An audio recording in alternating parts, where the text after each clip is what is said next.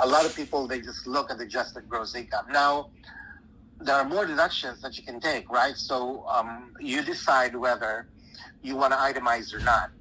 And the Tax Job Cuts Act basically had provided a very generous standard deduction for example, if you're married filing jointly, your standard deduction this year is $25,100. Mm-hmm. So if your standard deduction is higher than your itemized deduction, you're probably better off taking the standard deduction. However, if your itemized deductions are higher, feel free to take that itemized deduction as your deduction before you actually pay taxes. So example of deductible expenses on your scheduling are medical and dental expenses, mm-hmm.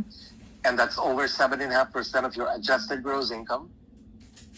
Your state and local taxes in California, they capped it to $10,000, whichever is lower. Mm-hmm. So if you paid $13,000 in state tax, you can only allow to claim up to $10,000. That's the drawback for the Tax Job Cuts Act that was implemented in 2007. Mm-hmm. Home mortgage interests, charitable contributions, cash or non-cash, any casualty and theft losses. For example, if you have losses, if your house burned down mm-hmm. and you have to pay $1,000 deductible, you may be able to claim the $1,000 because that's an out-of-pocket expense for any casualty like fire, theft losses if you're somebody stole or burglarized your house. And other such expenses as legal expenses, we have investment expenses, tax preparation expenses.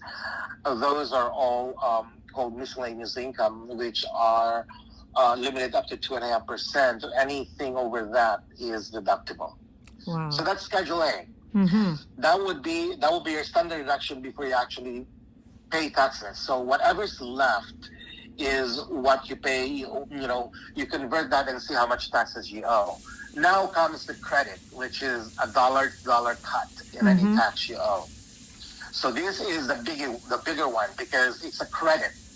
It's not a deduction to income, but it's a credit to your taxes.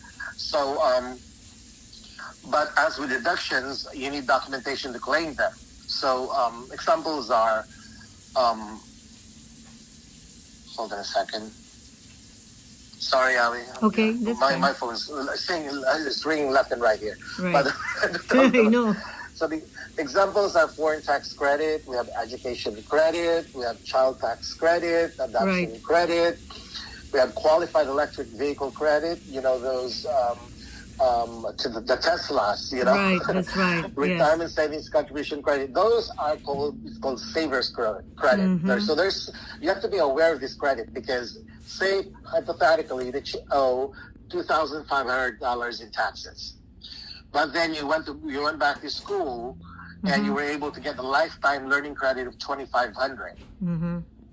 So because of that credit, it will offset what you pay, the $2,500 that you owe. It offsets that, thus you're paying zero tax to Uncle Sam. Mm-hmm.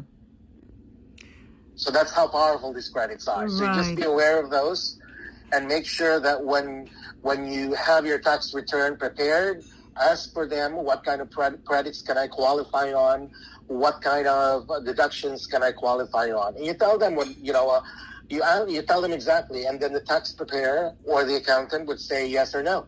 Mm-hmm. I can just imagine when an individual has a lot of businesses and many properties, they really would need a certified public accountant. To do it on your own would be difficult, correct? Absolutely, yeah.